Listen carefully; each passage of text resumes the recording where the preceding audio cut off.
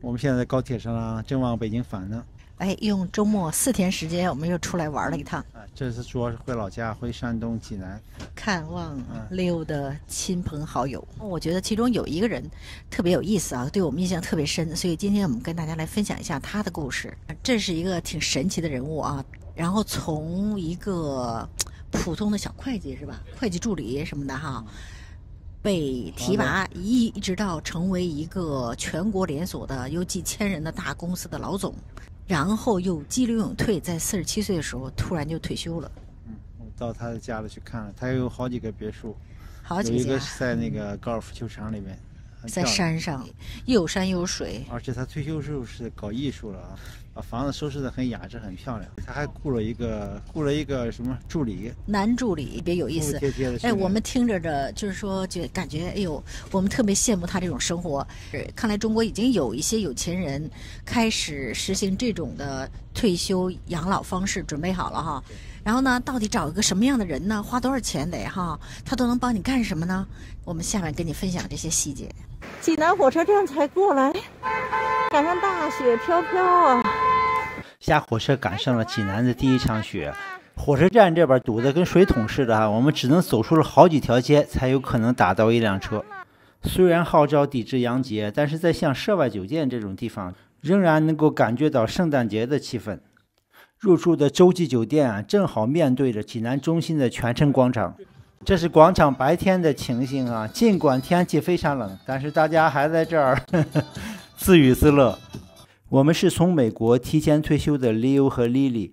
我們在美國旅居的時候，我們一直堅持用國際酒店集團 IHG， 所以說我們已經達到了鑽石級別的會員。這次他們給我們免費升級到一個包括走入式衣櫃的walk-in closet 的這種套房，還包括了中西合璧的免費的自助早餐。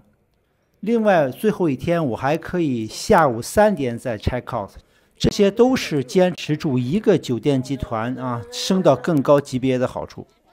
登超然樓，看一城山色半城湖，濟南挺美的。我又回到老家了啊！你看這小院多好。哇！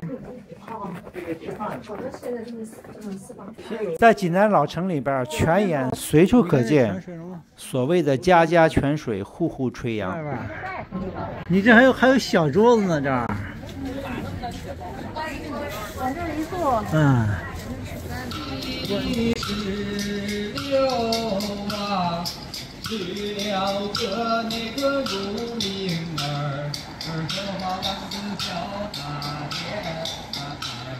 当了个，咱們今天看看我們這周末去山東的經歷。我們剛回到家，你知道吧？從那個火車站到從那個北京南站到我們家花了將近2個小時，然後從濟南到北京只花了1個半小時。哎，但是現在有一種感覺，也不知道回山東是吧？然後呢，就感覺好像去另外一個星球，完全不同的一種生活閱歷。那就是吃各種鮑魚和海鮮，我天，吃了一塌。然後喝酒啊，我天，這成箱的喝。這現在終於回到這個 reality 了啊！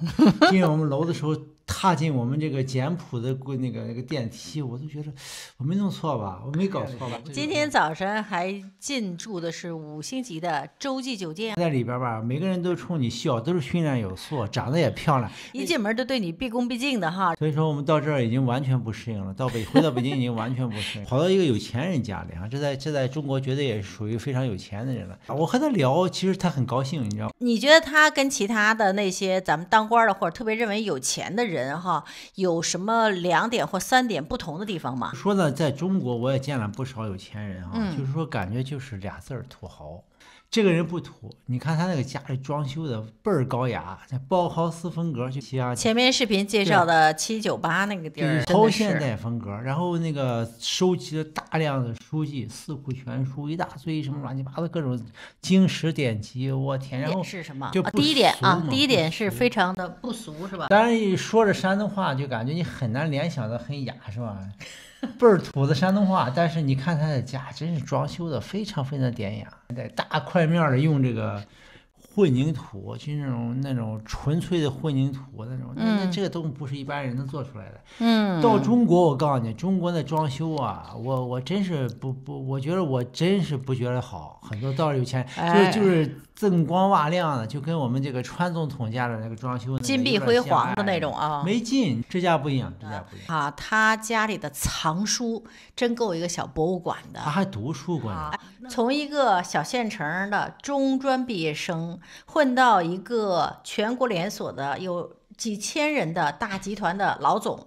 可是最精彩的在於他47歲的時候激流勇退，辭職了，他就辭職不幹了，因為他要過另外一種生活。他總結着，他說我早上車了，所以我一定要早下車。作為一個窮苦人上來，我到這個階段就到了頭了，在中國這個社會裡，我不可能再上了，再上我也沒有背景了，再往上走風險也就很大了。這就叫大智慧，你不知道嗎？這就是大智慧。還有他說的，他為什麼辭職？還有說，再這麼幹幾年，我喝都得喝死了。我發現真的是，我們那天也有一個體會，就是中午一起吃吧，喝了多少啤酒，啤酒、紅酒、白酒，先是白酒哈，然後晚上又接着喝，哇！人生就適可而止，過猶不及。很多的這個老闆也好，政府的高官也好，很多東西就是過了那麼一點點，你不覺得嗎？很多人在監獄裡邊，是吧？對吧？這在中國不容易。真的是很佩服。對，他說了，他辭職的時候，他沒有先例，就是這麼大的集團的領導自己辭職，所以說很多人懷疑這家伙肯定有什麼事兒。所以說呢，很多人也主張要查他。他說他自己提出來，那你先來給我審計一下。是吧？我不用你來查我自己要求你來查一下。還有一點，剛才說他的不俗哈，就是說你剛才說家裡了，我其實還有一點就是說關於對其他國家的一些認知，我們就聊到就說啊，我們倆想去世界周遊各地怎麼樣？你覺得？他說很好啊，他說哎，你首先可以去日本。但是我們有點驚訝哈，因為現在這鬧得歡呢嘛，現在日本。嚇我一跳啊！然後他就說：“喲，我說是嗎？我說哎呀，您去過日本？他是說因為工作的關係，他跟日本公司合作過，所以他對日本的文化他也去考察過，他有很多的了解，對吧？而且他有幾個朋友，當時我還特意問了一下，他說幾個朋友去移民日本了。我說什麼時候？他說就最近這1-2年。所以這一點呢，就讓我覺得很不俗，因為我們現在周圍包括哈，我在健身房或我們接觸的一些朋友都是說，哎呀，現在日本好可怕呀，都不敢去日本啦。然後呢，日本的那些媳婦們都要往回中國走。我反正表示懷疑。不是，現在我們就跟不同的人聊，現在其實國內這個民族主義很厲害啊，罵這個罵那個，大噴這個噴那個，是吧？其實你真正和這些上層的有錢人哈，有層次的人，哎，他們反而不是這樣的。越是那些沒什麼本事啊、沒什麼錢的人，反而特激進、特愛國，你知道吧？哎，行了，不說那個。原因大家下一點啊，思考。下一點啊，他對美國的認識哈，因為呢，他就說，哎呀，他也去過美國哪個州，去過有很多州啊，全是轉變了。總而言之，就是沒有說，美國怎麼着了哈，就是上來就要跟我們吵架的這種。真正有層次、有見識的，是吧？都是有世界眼光的人。哎，都是知道怎麼去欣賞別人，欣賞其他的文化國家，怎麼去取長補短哈，怎麼有看到自己的問題，怎樣去融合。還有一點就是我印象特深刻，他說呢，他實際上對好多歷史啊也深有研究啊。然後他說呢，你在看歷史書籍的時候，你不能夠完全相信。他舉了個例子哈，就是說胡適的日記哈，就是說胡適的日記哈，因為當時他就是想通過自己的記日記的辦法記載當年的歷史。他說，可是呢，這種印版呢，根本都不是原來胡適真正的日記，都已經經過濾了的。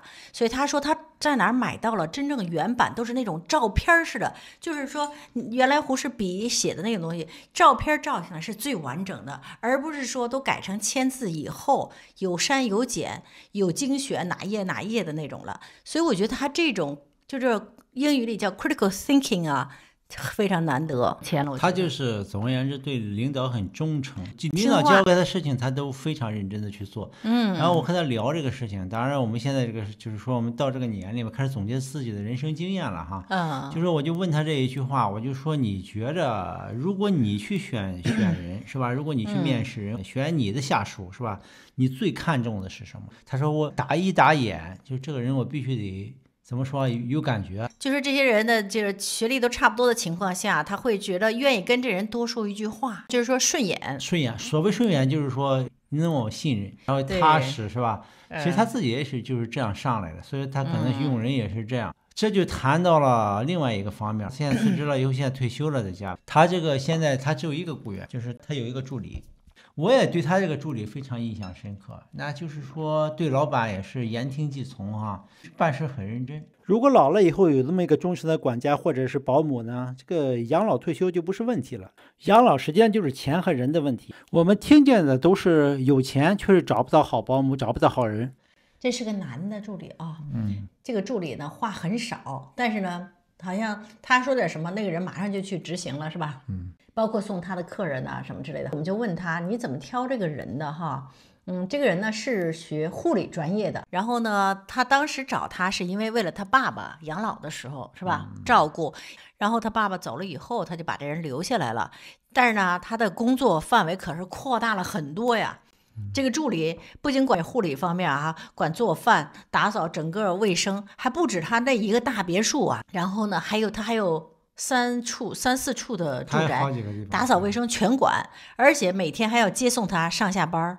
他這個別墅就是他辦公室，他晚上都不住這兒。那個別墅裡邊他說有監控嘛，我問他我監控有沒有把他助理關掉的，他說只有一次，後來發現他助理把他女朋友帶進來了，是吧？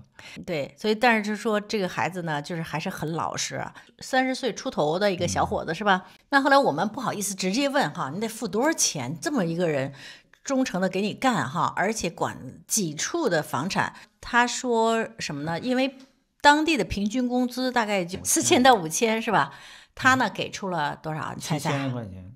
7000塊錢，然後這個孩子就住在這個別墅這兒，然後呢就說所謂住宿免費了，對吧？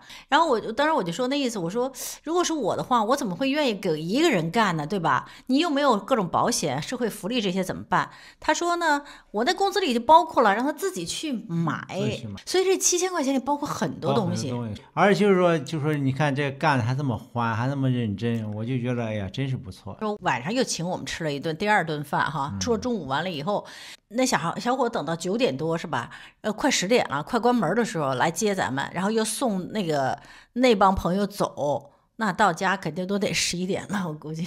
哎，是啊，我要老了以後有那麼一個助理是吧？哎，我住在自己家的房子裡，有那麼一個助理是吧？能夠照顧我，然後幫我出點雜事兒，是吧？咱還不用說有這麼多房產之間跑來跑去的，是不是？咱也沒這麼多朋友，是吧？其實這就是我們現在想，這就是一個很好的養老方式，你不覺得嗎？而且這個人還管所有的賬啊。再說點細節，我覺得更讓我驚訝的就是說，比如他出去坐飛機啊、買火車票，這些人都也是助理管。而且他請我們吃飯，他說他包括請所有人吃飯吧，都是這助理去買單。買單完了以後，每個月他來就是 reimburse 啊，助理得先用自己的錢墊上，然後每個月給他老闆重新對一下賬，然後老闆再把錢還再給他。就是說如果你要是說白了，就是說如果你要花的不對頭，对，還有可能不付是吧？可能我就給他點壓力嘛，是吧？對，後來我們在琢磨，就是說。你怎麼能夠這個年輕人哈？說實在的，要有本事的會想，哎，我學點東西哈。我剛開始就是掙得少，但是如果經驗豐富了，為什麼去大公司？為什麼不到北京、上海這些大城市去，能掙更多錢呀？後來你知道他說是為什麼？他說這就說他用人的哲學就是，但是要聰明，但是不能太聰明了，对。太聰明。還有一點就是不能太聰明，還有不能有野心，對吧？太多野心。但是我就說還有一點。他有一招讓這個孩子死心塌地跟他這幹，因為一旦走他會損失10萬塊錢。就是說我先給你存了個10萬塊錢，反正你要走你這10萬就都沒了。經濟利益嘛。哎，經濟利益跟着讓小孩感覺我一走就虧了。行，那咱們現在講講他的那個未來的養老計劃吧。他的意思是說，他會一直有這個助理哈，他希望能夠永遠有這個助理哈。我說還有就是說，對工資有沒有不滿意啦，或者什麼要提意見怎麼辦？他說那就那倆字兒，那就滾蛋。但是呢，但是他也後來承認，他說現在找來找去也沒找到跟他比他更好的，也現在也是用熟了。说他用人的艺術，我就問他好多用人的問題。當然後來有個朋友，旁邊有個朋友就說，哎，你都退休了，你管這個幹嘛？跟你有什麼關係？哎，還真有關係。其實這都是相通的。將來如果你找一個保姆，是吧？你找一個助理，你能不能找到合適的人，是吧？怎麼找？對，然後怎麼管理，這些其實都有藝術。怎麼讓人能夠認認真真、勤勤懇懇給你幹事？這可不是一個，這絕對是藝術。他自己對自己将來就是說不能夠自理以後的人生規劃。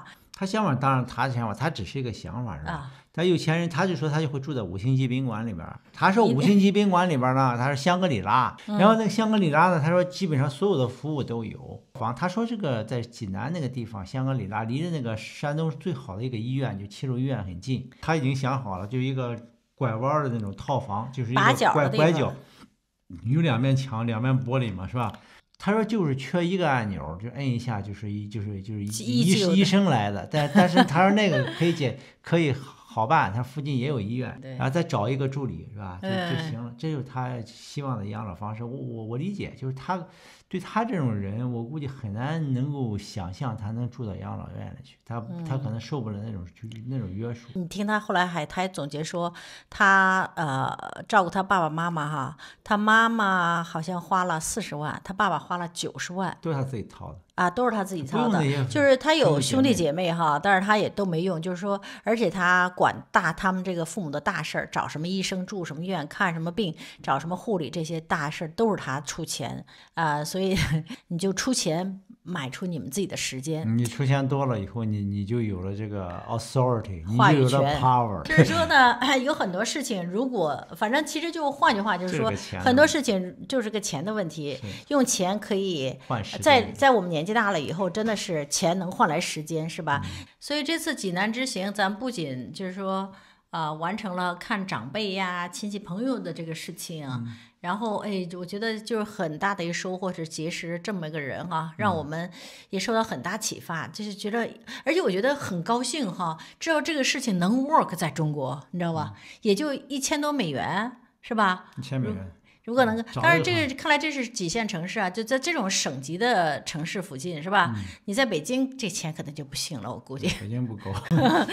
來北京的可能都是在北京還是話也說過來，北京根本就不是適合養老的地方。對，也不是。反正我看他穿東西吧，也不是一身名牌那種土豪似的，也挺那個樸實的那種，但是你感覺他那個質量還是不錯的。就像你說的，如果在街上碰到他，絕對不會。對，遠處看你想想，你要在商場、街道。